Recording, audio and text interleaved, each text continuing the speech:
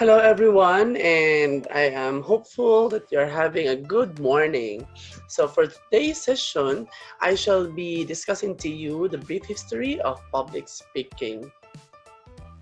So, public speaking is an essential life skill in the modern world, full of meetings, conferences, and networking events.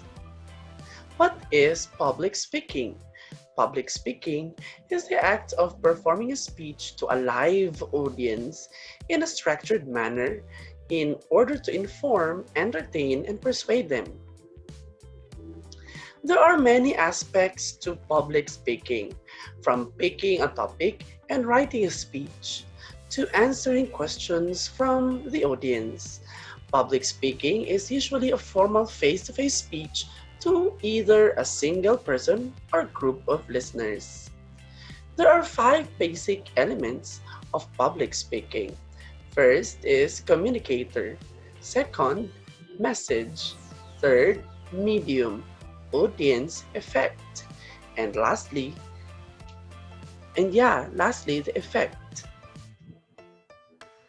Public speaking can serve the purpose of transmitting information, telling a story, motivating people to act, or some combination of those. Public speaking plays a large role in the professional world. It is believed that 70% of all jobs involve some form of public speaking. Let us now have the history of public speaking. Our current knowledge and practice of public speaking draws upon ancient Roman, Greek, and Western thought. The classical period 500 BCE to 400 BCE. The ancient Greeks highly valued public political participation, where public speaking was a crucial tool. We will begin an overview of four ancient Greek philosophers, also known as the Fantastic Four, and they are Aspasia of Miletus, Socrates, Plato, and Aristotle. Aspasia of Miletus, 469 BCE, is also called as the mother of rhetoric, where she believed to have taught rhetoric to Socrates.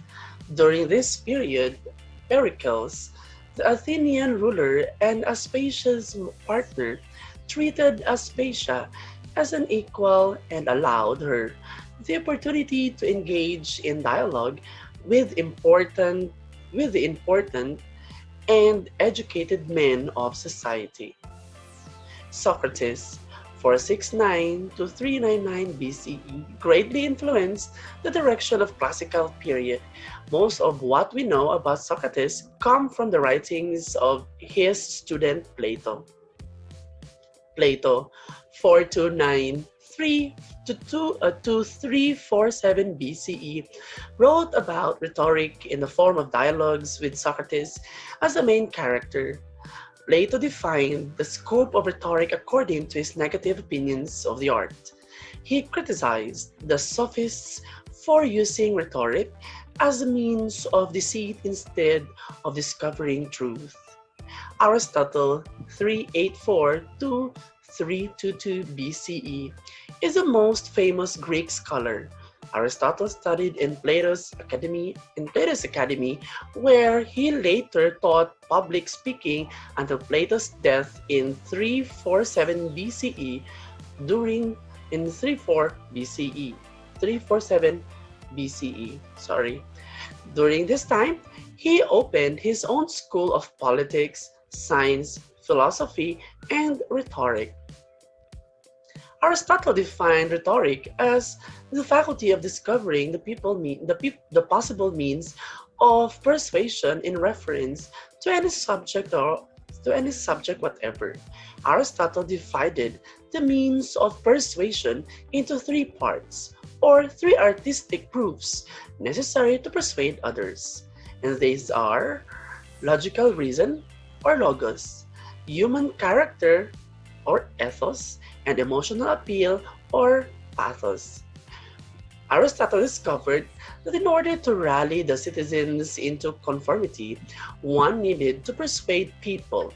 This is what he called rhetoric, and it's defined as the capacity to persuade people, and he broke it down into three strategies. They are once again called ethos, logos, and pathos. Ethos is used when the source is credible and the speaker can show authority over the subject matter. Logos is used when there are facts to support the argument, requiring the audience use logic and deduction to decide on the strengths of the speaker's argument. Pathos is used for emotional appeals to gain audience acceptance. Let's break down each by by using examples.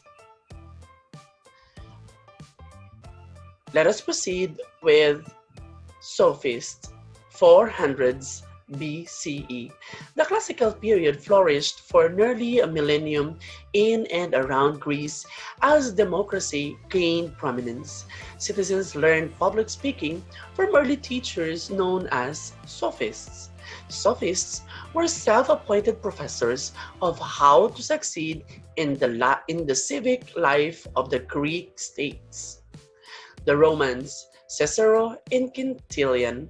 Cicero 10:6 to 43 BCE is considered one of the most significant rhetoricians of all time. His works include the early and very influential De Inventoire or On Invention, often read alongside the Ad Arenum as the two basic texts of rhetorical theory throughout the Middle Ages and into Renaissance.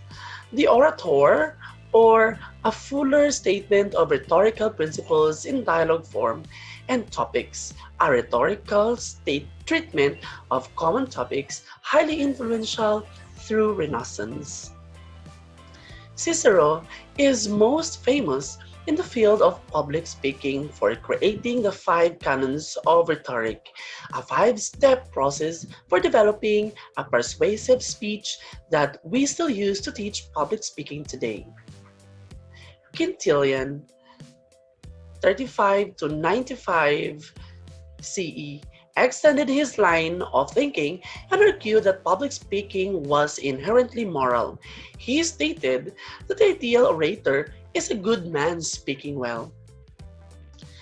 Let's now proceed to the medieval period, 400 CE to 1400 CE, in contrast to the classical period, which saw tremendous growth and innovation in the study of communication. The medieval period might be considered the dark ages of academic study in public speaking. The church felt threatened by secular rhetorical works they considered full of pagan thought. The church did, however, focus on persuasion and developing public presentation to improve preaching. Saint Augustine, 354 CE to 430 CE, a Christian clergyman,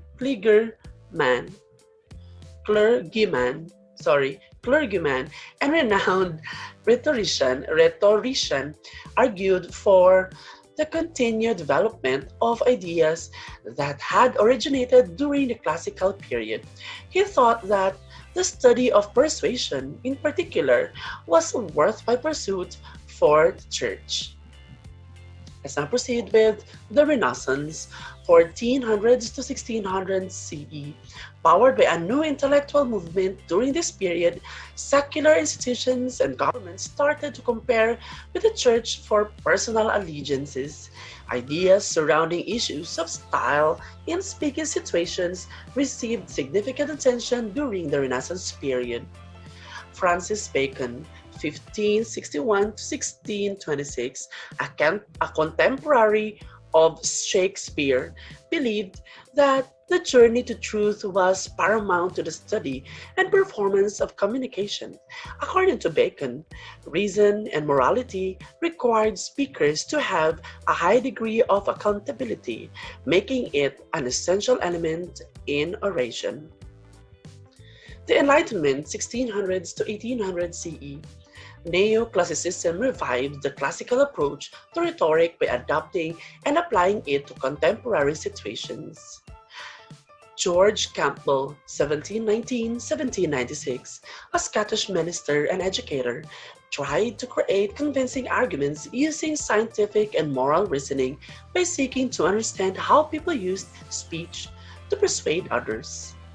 Finally, the elocutionary approach mid-1700s to mid-1800s concentrated on delivery and style by providing strict rules for a speaker's bodily actions such as gestures, facial expressions, tone, and pronunciation. Overall, the Enlightenment period served as a bridge between the past and the present. Political rhetoric also underwent a renewal in the wake of the United States and French revolutions. The rhetorical studies of ancient Greece and Rome were resurrected in the studies of the era as speakers and teachers looked to Cicero and others to inspire defense of the new republic. Leading rhetorical theorists include John Quincy Adams, who advocated the democratic advancement of the art of rhetoric. New School to 1900s and 2000s through today.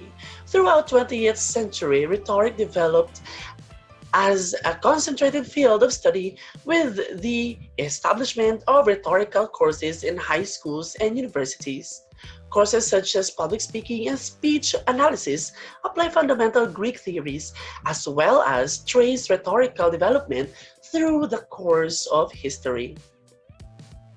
The 1960s and 70s saw renewed emphasis and focus on the works of those from classical period. Thus, the 60s and 70s worked to bridge together the old and new school of communication study for the first time. Communication departments had professors who studied and taught classical rhetoric, contemporary rhetoric, along with empirical and qualitative social science. This time, I'd like you to go over with the following famous public speakers throughout history. I'd like you to video yourself and do the following. Discuss briefly their life for only 2 minutes maximum. Discuss why they are considered one of the greatest public speakers of all time, including their contribution for only 2 minutes time as maximum. Don't forget, this is an individual task. This shall be submitted through Schoology, and for those who don't have their Schoology account yet, submit it through Edmodo on or before September 12, Saturday, 11:59 p.m. Always update yourself through our group chat, Schoology, and Edmodo. And if you have any questions, feel free to message me. Please see the list prepared for you in lessons folder of your Schoology and or Edmodo account for you to know the famous public speaker you are assigned. That's it for our session today, and goodbye everyone. Ciao!